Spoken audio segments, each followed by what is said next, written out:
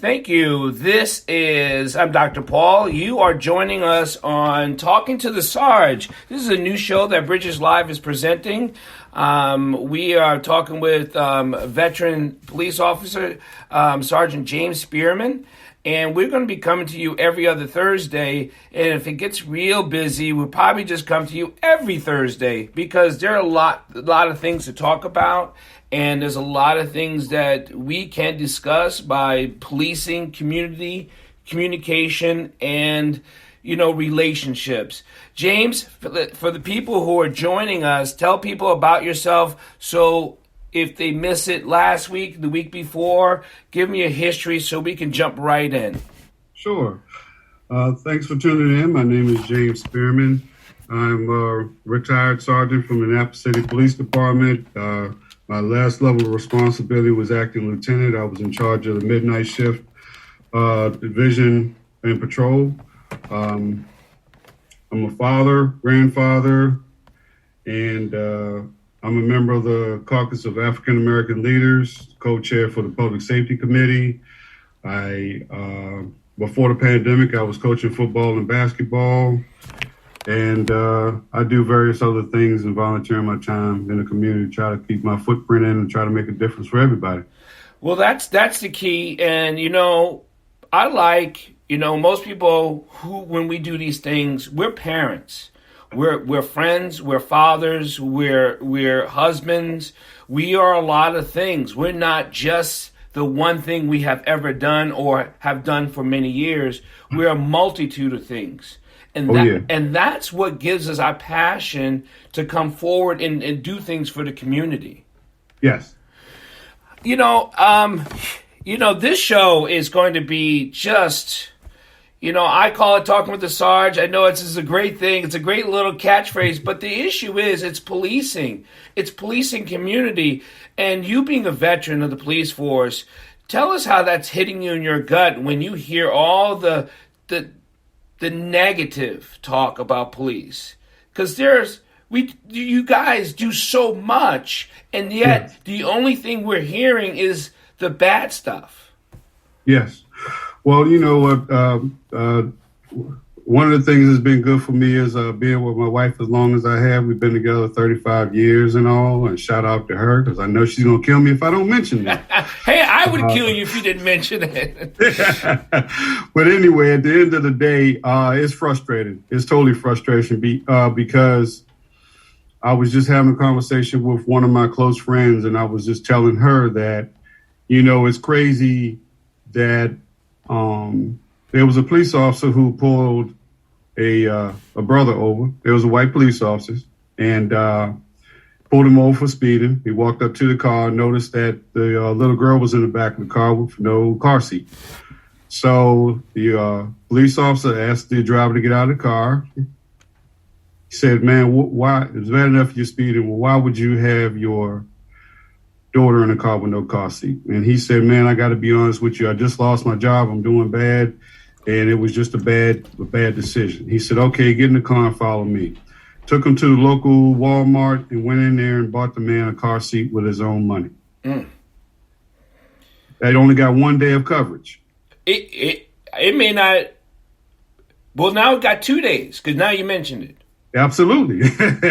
Absolutely. So we're doing our part, but that's not enough. I mean, there's a lot of things that you have done in your time that you've used your own money, your own time, because you're walking that beat in a rondo, and it never got any highlight.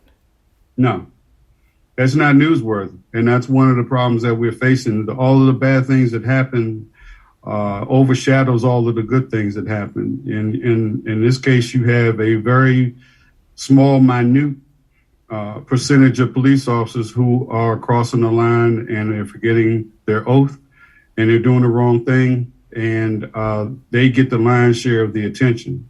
And then you have the officers who take their oath seriously and they take their dedication to their duty and their profession seriously, and they get overlooked. Last time we met and we talked about crime, because that's a topic, and we also talked about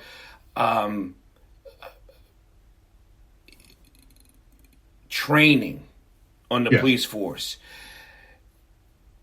The mayor of Baltimore City and the governor, I don't know if you heard this recently, they've been cat and mouse in each other. Yes. And it's been political. Now, for those who are listening to us, we're coming out of Maryland, right? And I know this is, you can ask questions about any state, and there's different policies we know about police, and you can't really ask specifically about police in your area, but there's a general policy throughout America of how a police officer is supposed to act. Does that make sense? Okay. Yes, sir. Of course. Before we get to the crime, what are the top 5 things a police officer is supposed to do?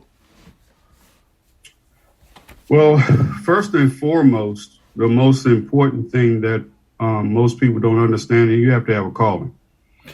It's like teachers, members of the clergy, nurses, doctors, people such as yourself. If you don't have that calling with you and you're doing this job, you're never going to reach the level that is necessary to service the public. And we have a lot of police officers who don't have that calling, and they hold these positions because quite frankly, the police department didn't have a good reason not to hire them. But you have to you want to help. You have to have that calling. That's paramount. But you also have to be honest. You have to be trustworthy. You have to care about people, and you have to be dedicated. You have to be disciplined, and you have to know how to be patient when the time comes to be patient. When it comes to Baltimore City, and I know that's our largest city in Maryland. Yes, sir. And they have a large responsibility, but crime has climbed like the 4th of July of a skyrocket. It is, first of all, Baltimore in itself is 300 plus murders a year. Is that about right? Yes. It's been like that for like the last 15 years? Yes. Consistently. Mm-hmm. So are we consistently doing something wrong, or we are missing something? What's your thoughts on that? I think that we're consistently doing something wrong by missing what's really going on in the community, what's really a problem. If you really look at it from a holistic point of view, when we're talking about drugs and we're talking about crime and quality of life issues, you have to realize that when the heroin spike came along, Baltimore City never deviated. There was no dip in where there were other areas in other parts of the country where there was a dip in heroin use. Baltimore City has always remained constant. And you add that dynamic with the opioid crisis and all of those things that were taking place. And for those who don't, painkillers or all different types of pain medication, which was highly addictive. And over time, when the doctors wouldn't no longer carry the prescription, or if the patient got into a situation where they could no longer afford the prescription, heroin was the obvious choice. It was the ultimate painkiller, and the price was right. But the problem is it's even more addictive. It's illegal, and when people can't afford to get it through their own resources, they find other ways, whether it be burglaries, robberies, shoplifting, things of that nature. Well, who's bringing in the heroin? I mean, it just doesn't drive its own car. Is it a mob issue? Is it a gang really transportation thing? I mean, is there an abundance of the mob, or is there an abundance of gangs? Well, I believe the mob probably feeds the gangs, because the gangs are the ones who are supplying it in the street.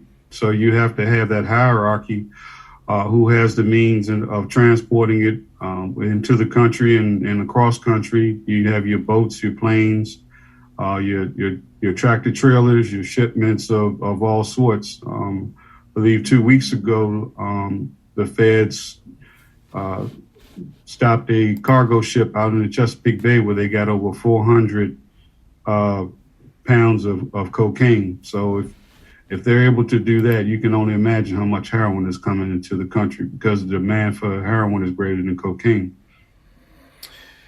Because you don't hear about that type of industry in the news. Like, they don't even talk about it. Is it something because they just know, or is it something they're not allowed to touch verbally or publicly?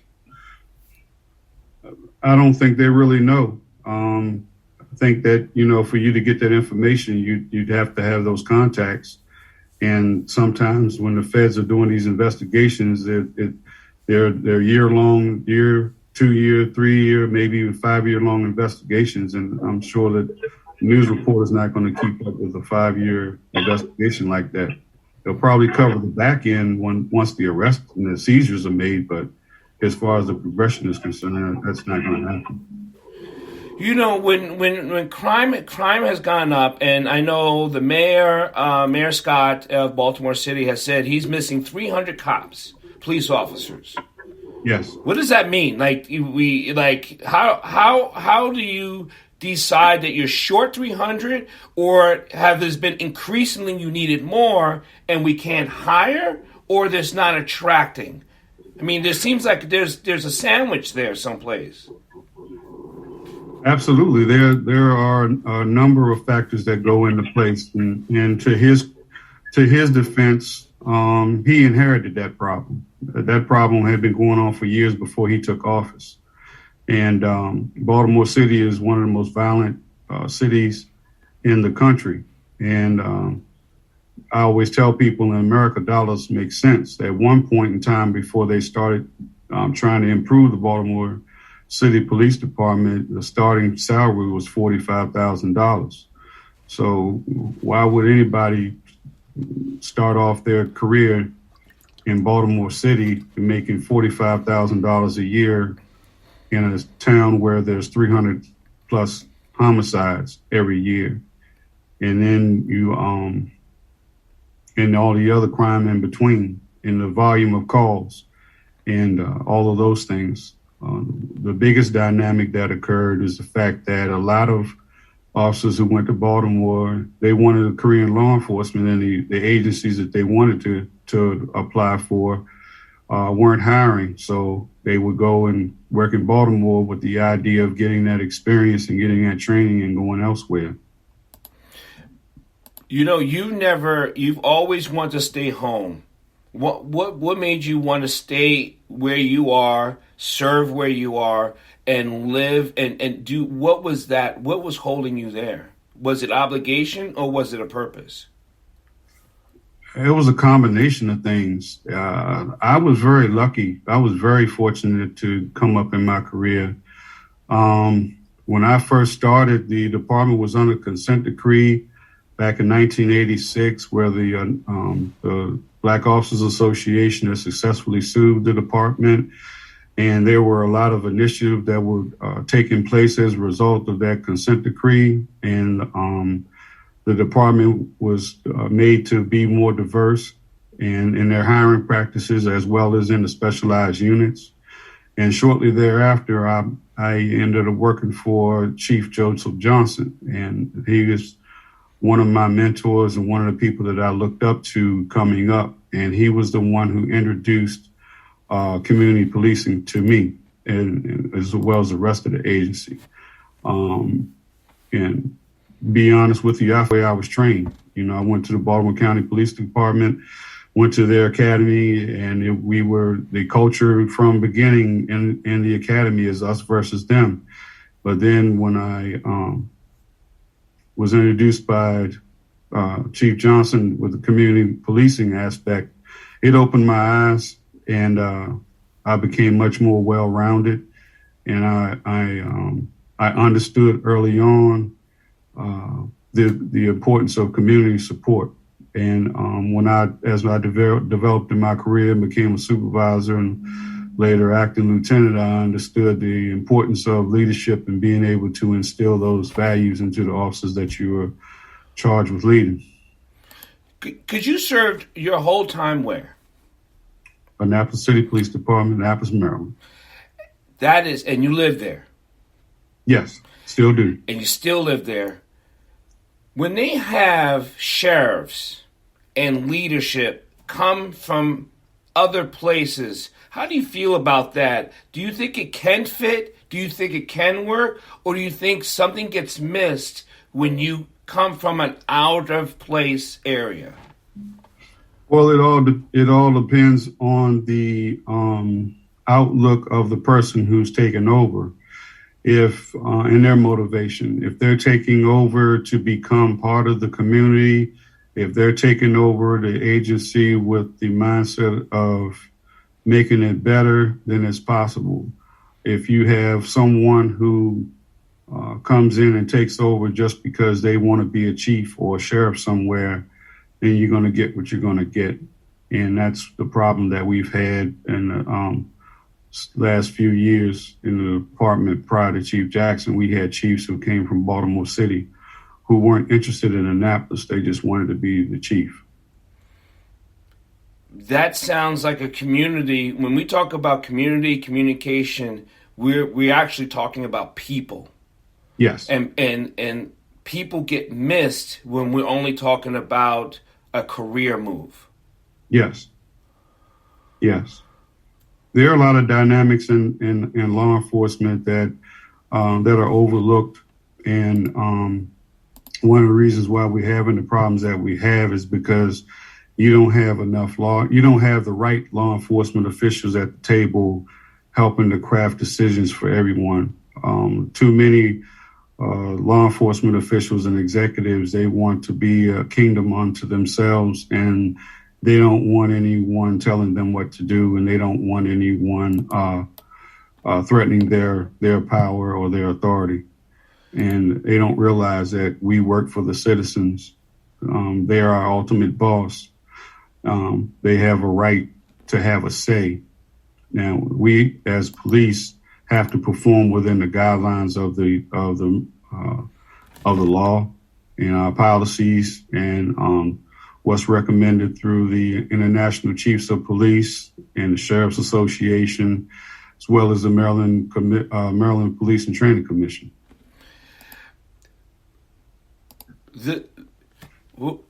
People have misinterpreted what the police are supposed to do. People have misunderstood what policing is. Yes. There's got to be a better way to correct this because we haven't corrected it. And I know when we talk about it's education, it's not education. Yeah. It's got to be some type of political campaign that everyone's got to be involved to say, hey, we know what doctors are for. We know that, right? Yes. And we know what a sandwich shop, we know what they're for. Sure. But we really don't know what police officers do when they're going to domestics, they're going to crime, they're going for warrants. They're all over the place, and yet we are so hard on them when we don't understand what they really are supposed to be doing. Well, if I were in a position of authority, that would be one of my jobs. If I were a chief or a sheriff, I would educate the public. I would give them the information that they need so they would understand what we can and cannot do. Oftentimes when I would go on calls, it's funny that what you would mention would be domestics. Been plenty of times where I've had one half of the domestic want to throw the second half out of the house, and they would say, okay, I'm going to leave. And then the person who's upset would say, well, he or she has got the keys to my car. You need to take them from him. And I'm like, well, no, I can't do that. Well, he most of the time would be a he. He can't have the keys to my house. He's just going to turn around and come right back. Well, you need to go in his pocket and take them. Well, I can't do that. Number one, I don't have a probable cause to search him. Number two, that's theft. I can't just, in robbery, I just can't go up and violate this person's rights on your behalf. It doesn't work that way. One of the most telling things to this aspect of the conversation that comes to mind. I was working the Black Lives Matter rally in Annapolis, and we had received intelligence that there were going to be some counter protesters, and there'd be a possibility of an active shooter event. So we had tactical officers spread out in different covert areas, and we had police officers spread out for crowd control and traffic control. And I was standing next to a protester, and one of our armored vehicles drove past. And she looked at it and she said, "Oh, do you think that we're that much of a threat?" And I said, "I beg your pardon." She said, "Why did that tank go by here? What are you going to do with that?" And I said, What are you talking about?" And she pointed to it. We call it a Bearcat. And by me seeing this day in and day out, I mean, I knew it wasn't a tank. So at the time, she had brought this to my attention. It didn't dawn on me what she was talking about. So I said, "Well, ma'am, this is not what you think it is." I said, "It's a multi-purpose vehicle. It happens to be armored." I said, "We received information that there may be an active shooter incident here. And if something were to happen to you, this is the vehicle we would use to extract you, to take you to a trauma center." I said, "Ambulances are not bulletproof." And I said, "If there's an active shooter situation and you became a casualty of that incident, we would try to remove you from the scene as quickly as possible to help save your life. And that will be what we would transport you in until we could get you into a safe location so you could get medical care." And she was like, "Oh, my God, I'm so sorry." I said, "Well, there's no need for you to apologize. You didn't know." The point behind all of this is that the vast majority of citizens do not understand the level of responsibility that police officers have. They don't understand the wide range of duties that we have to perform on a day-to-day basis. And our leadership is not doing a very good job of making sure that the public knows and understands this. You know, let's talk about leadership, because I want the idea of you using the years you've done, over the 30 years of your service and your expertise and your passion. And I think it's not so much passion about policing, it's passion about people. Yes. That's the difference between this person and that person.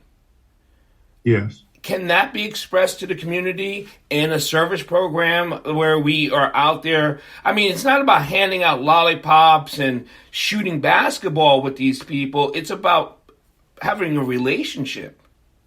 Yes. I mean, it can be done and it should be done. We wouldn't be having the problems that we are having now if we were having these things take place. The dynamics of our society have changed, and policing has been very slow to adjust to those changes. I was in a leadership class, and here's the irony of it all.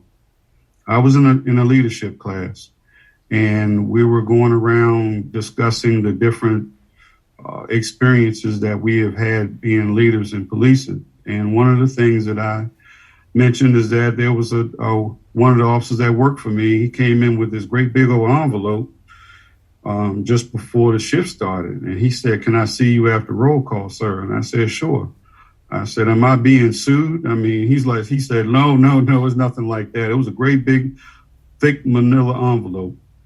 And so after roll call, he came in the office and he closed the door. And he said, I know this is highly unusual, but I'm buying a new house. My father's not in my life like that, and I don't trust anybody else. Can you look over my package to see if this is a good deal for me to purchase this home?" So I told that story in the leadership, and embarrassing enough to say this, it was a black guy who jumped up and said, "That was none of your business, and that is not your job. You should have told him to find somebody else." So I say that to say that as long as we have people in these leadership positions or these positions of power who have that attitude, this is what you're dealing with. And why that's significant is because that's the police officer who is going to knock on your door when you call 911. We all have lives too. We all go through trials and tribulations, and we make mistakes, and we have families, and we have financial issues, and we have burdens. We share the same burdens that everyone else shares. But at the end of the day, when we put that uniform on, we have to put those things aside and do our job. But I would be, it would go totally against my character. It would go totally against my belief as a leader and a human being and as a Christian and a police officer, because it used to be a fraternity. Policing used to be a fraternity. And there were a lot of expectations that came along with that fraternity and the power that it carried. But you have to have that level of responsibility to go along with it.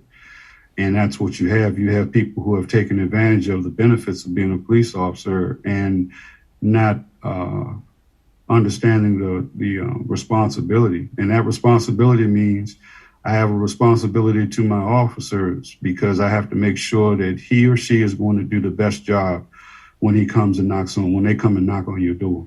The fraternity issue, you brought it up, and we hear about the blue line, crossing the blue line. We know there's some issues in the police force against each other. And then, like we talked about, 2 weeks ago, the us and them, Yes. So as a police officer, as a leader,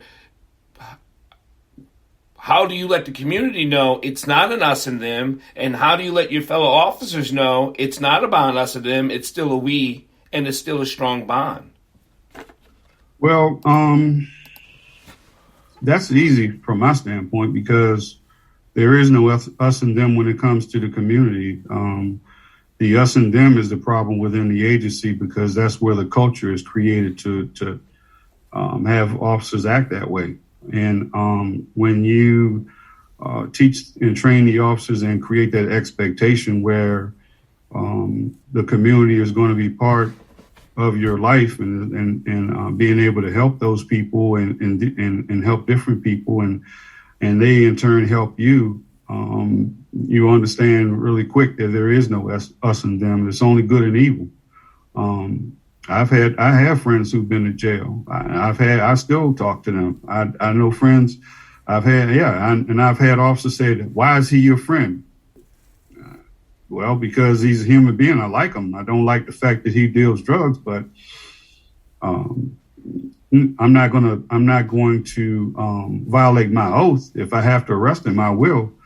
If he doesn't value me as a person, he doesn't value or respect my profession. If he's going to commit a crime in front of me, expect me not to do my job. But at the end of the day, he's still a human being. And at the end of the day, that's a decision that he's going to have to cope with, not me. I'm not the judge, jury, or executioner. I'm only the law enforcement official. And I will have to say we, or myself, I have seen police officers literally look the other way when a crime is being committed, like dealing drugs. Mm-hmm. Because they'll see the handoff, they'll see it, they won't get out of their car, they know it's taking place, and we know it's against their oath, but yet we still have police officers around the country, maybe even in Annapolis, that are doing that. How do we clean that up when, as a citizen, we see it? Well, once again, it all goes down to that relationship you have with the public, because you have to, they have to trust you, and you have to trust them to a certain degree. And if you don't have your leadership out there interacting with the community leaders and developing those levels of expectation and making sure that those officers get the public support when they do their job, because the officers have to have that public support when they do their job. And the public does have to understand at some point someone does have to go to jail. You commit a crime, our hands are tied. It doesn't matter whether we like that person or whether that's a good person. If you commit a crime, that's my job, to take you to jail, to do what I have to do. And that's why the level of trust is paramount. But so many law enforcement executives, they don't interact with the public, and they don't create that level of expectation. And then the officers have to be encouraged to build their own reputations and build their own relationships as well. When there was an expectation, prior chief, you'd have to do an hour of foot patrol every day, no matter what. You had to do an hour of foot patrol, and I had a problem with that because if you're not telling the officer what the point is. Right. So now I'm just going to walk around and not talk to anybody for an hour, and then I'm going to write in my report that I walked for an hour on Clay Street, or I walked on Martin Luther King Boulevard for an hour. Who did you talk to? Who did you help? What did you learn? What information did you gain? What relationships did you build in that hour? Because that's what relation, and that comes from leadership. Officers will go where leadership drives them. Yes, sir. So now let's get back to crime. How do we do this? I mean, one time I think my mother told me this, that if there's dirt, as in dirty place, then crime will fester and live. If the place is cleaned up, then people will have some sense of responsibility, and then maybe they will take care of their community. That's where the neighborhood watches start to come out, right? Yes. Well, that's not working, either because we're too dirty or we have too much crime. But I think we have too much crime because we have too much no responsibility or self-responsibility as as voters. And I want to get to that. Sure. Through the Governor's Office of Crime Control and Prevention, back in the early 2000s, I ran a team called the Hotspot Initiative, and it was in Eastport. And one of the things that we did was community cleanups. And one of the other things, I can't think of the strategy, the name of the strategy, but what we did was we planted flowers in strategic locations, and we put street lights up in strategic locations, and we created a greenscape, and we planted flowers, and we did some fencing, and we did some things in such a way that people involved in that activity couldn't hang on that spot anymore. We would cut trees back and cut brush back so people wouldn't be able to conceal weapons. They wouldn't be able to conceal drugs or alcohol or any of the things that they would keep with them while they were hanging on a corner. And at the same time, we were beautifying the area as well. And, that, again, I don't mean to sound like a broken record, but you have to get that community support. And you have to have and encourage the people that live there to come out and volunteer in planting those flowers and planting the grass and helping keep up the neighborhood. There has to be a level of pride, and there has to be a level of comfort if you want to try to uplift your quality of life. When it comes to, it goes right into quality of life and voters. Yes. I think this is the one thing I don't think the public understands. We vote for our mayor. We vote for our commissioners. Mm-hmm. We vote for our chiefs and our sheriffs. And they hire police officers. Yes. They hire people to take care of us. So if we are not voting for the right person, they're not going to hire the right people. Agree. Wholeheartedly agree. I was talking to a friend of mine just about an hour ago, and I was explaining to him that community leaders have to do a better job of getting out and holding these people accountable, and also educating we have to do a better job of educating our community, because when people come out and vote, they will pay attention to the big ticket people. That will be your president. That will be your governor. That will be the mayor. And by and large, on a day-to-day basis, these are not the people who affect your everyday life. They don't affect your quality of life on the same level as your prosecutor, on the same level as your alderman or county councilman and your delegates, your senators, and definitely your sheriff. Those are the people that you have to give the most attention to, and those are the people that you have to provide the expectations for. Are we not? It's almost like the people who don't vote call the police the most. Absolutely.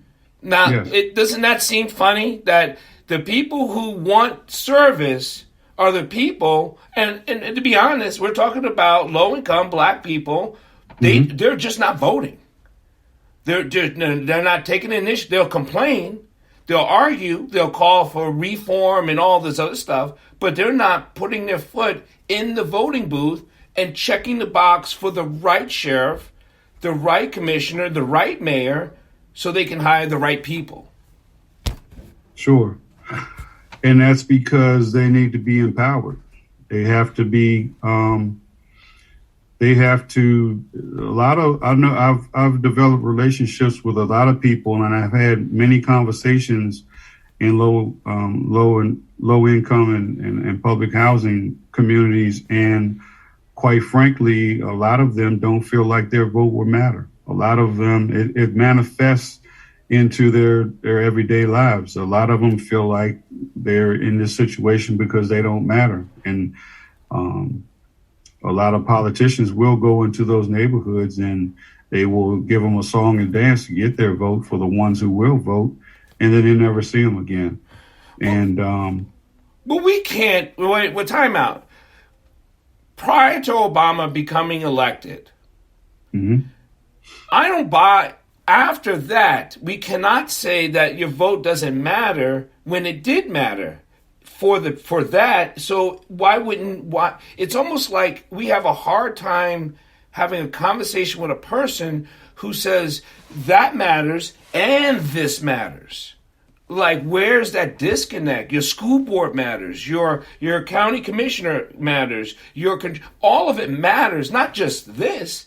Because the president has nothing to do with Annapolis. As much as he might care, he can't do anything for Annapolis. Sure. Well, I mean, coming from where I come from and growing up, I never thought I'd see a black president in my lifetime.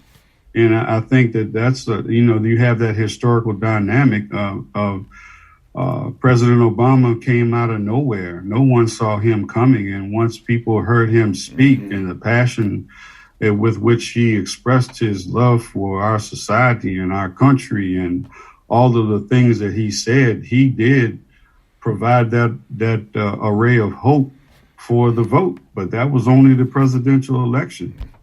I mean, so, yeah, of course they would come out and vote for him. That was an easy thing to do. First, I got a chance to vote for the first black president of the United States of America, and I never thought I would ever see that.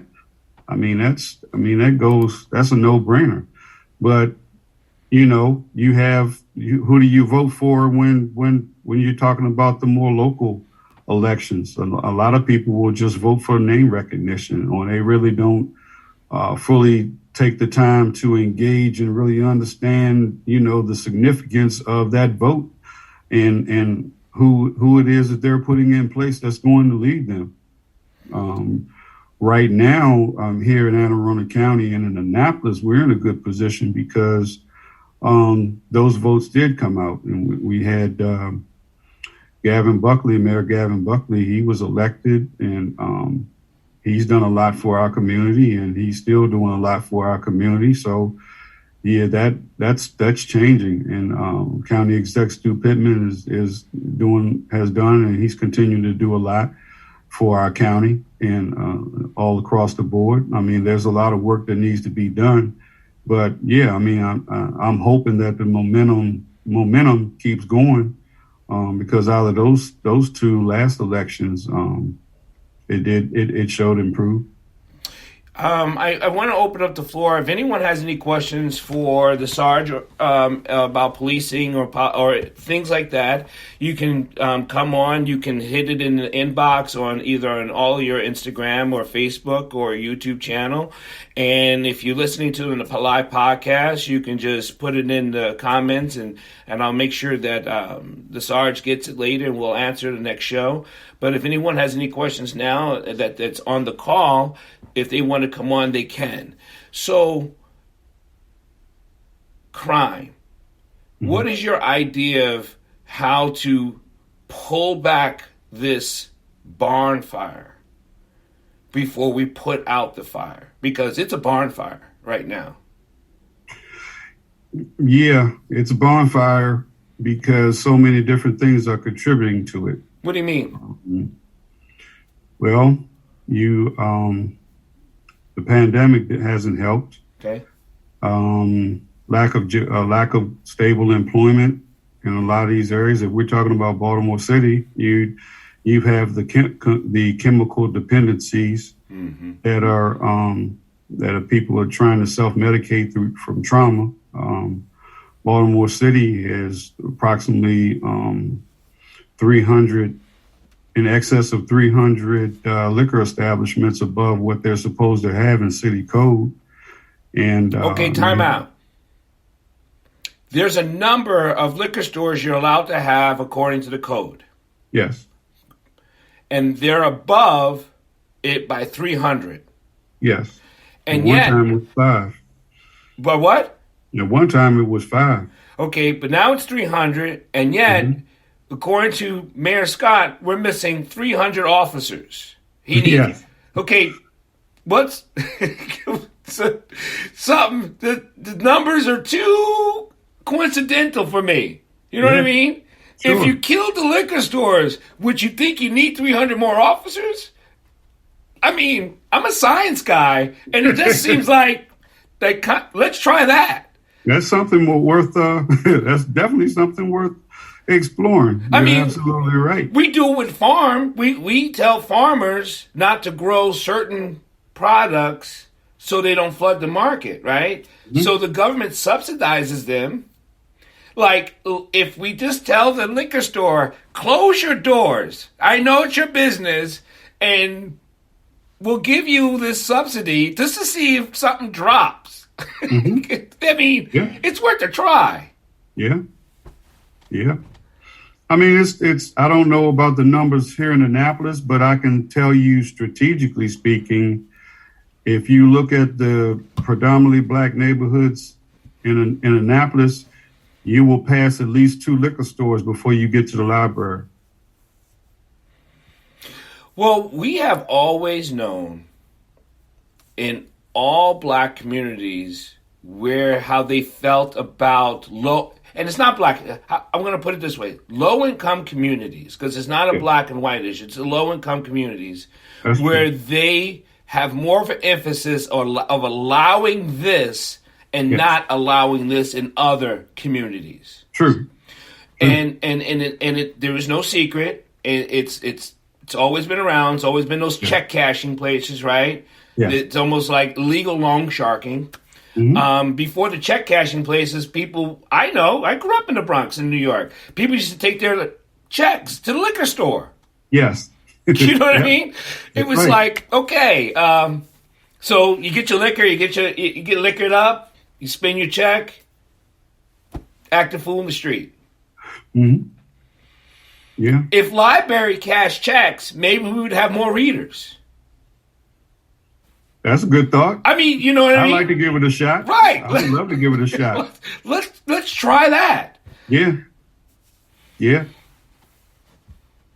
But, I tell people that, at the end of the day, from beginning to end, America is about the dollar. Yeah. And a business is only going to thrive if it has a market. And so that's one of the reasons why I talk so much about trauma and I talk about mental health. You have a lot of people who are relying on alcohol and drugs and gambling and other types of things to cope with their there are issues that lie underneath. Alcohol is the easiest one because it's legal and it's prevalent. I mean, even if you're underage, you can pay somebody to go buy you something to drink. And I've come across some kids who are in well-to-do neighborhoods and who are black and white, whose parents have a loose attitude toward drinking, and they don't have a problem with their kids breaking into the liquor cabinet until somebody gets sick. Well, it's not breaking into the liquor cabinet if they're saying the liquor cabinet's over there. It's go ahead and have some. I don't know if it's breaking in. I don't think that's called breaking in anymore. I think it's called parental allowance or something like. You know what I mean? Well, when they tell me about it, they said that they broke into. Of course they do, because you're a police officer. They're not going to say I allowed my kid to do it.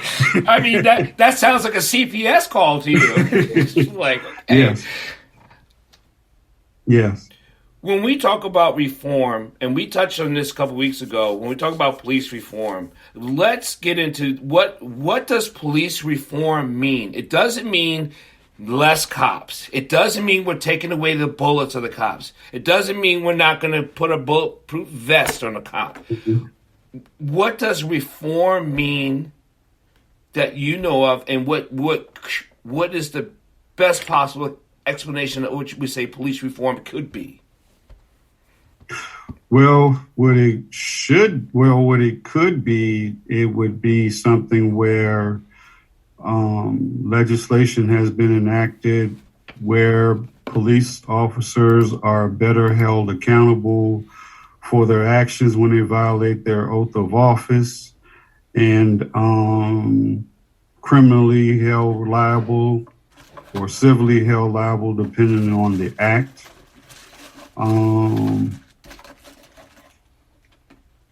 I think it should be a situation where the leaders are also held accountable to make sure the officers get the training that is needed. Some people overlook training; they underestimate training. Training takes on different forms and different meanings. It just depends on what the subject matter is. Like I said before, I was a crisis intervention specialist. And once again, you have to have that calling to be interested in those things, crisis negotiation. But one of the key elements in that is effective communication. The key to being an effective police officer is effective communication. All too often, I've seen incidents where you have officers who arrive on the scene who want to impose their will on people. And that's not your job. Your job is to take control of the situation, but your job is not to impose your will on anyone. And so getting back to your question, you're not going to solve the problem with just police reform being what it is, because the officers who don't believe it or just believe in it or believe in what's trying to be accomplished, they're just going to find a creative way to get around it. And so you have to have a buy-in on all fronts. You have to have everyone who has a stake in this to have a seat at the table. Because just like what we have going on in the federal government, the people are the ones who are going to be the ones who lose in the end. Because you're not going to have a safe society without the police. It's just not going to happen. No. And it doesn't mean that there are a lot of criminals. We're not talking about a safe society against criminals. I think we often feel like the police is supposed to protect us against the criminals. I've been teaching self-defense and combat arts for a long time. And I used to always tell my people, the police is there by the time they come, the incident is over. They're there to write it up. They're not there to protect you. Okay? So the police isn't going to stop crime because by the time they get there, if they get the call, the crime has happened or it's happening. Mm-hmm.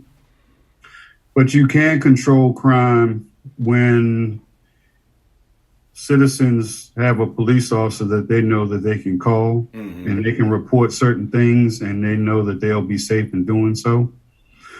No, you can never totally stop crime, but you can certainly put a damper on it. You know, you can certainly limit it to a degree.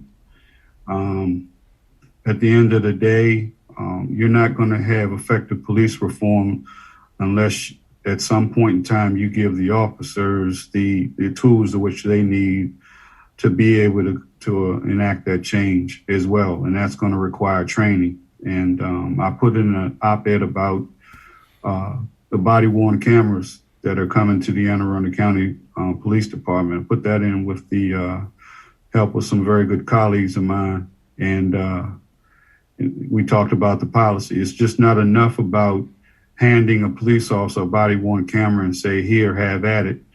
What is it that they can do to use it so it can be effective? Because we don't want the officers just to be behave themselves. We want them to do their jobs. We want them to solve crimes. We want them to catch bad guys. We want to have them be truthful. We want them to be efficient in writing police reports, and we want them to be efficient in crime scenes and investigations and all of those things. And there's a lot that goes into a prosecution, and you have to gather evidence. You have to make sure you don't taint your crime scene. You have chain of custody. There are a lot of things that go on behind the scenes when a crime occurs, when it comes down to a successful investigation and leading to a successful prosecution. Before we take out of here, I just want to say thank you for your service and thank you for your continued service. We're going to make sure you stay in service. We'll talk more about that later as the months go on. But from right here and now, I'm glad you're opening yourself up for people to have a conversation, and I let people to know that we have an opportunity to talk to the Sarge, right? Most people don't know, if you've never known a police officer, here's a police officer you can talk to across the country right now. So if you ever have any questions, please email us in here or comment on the show.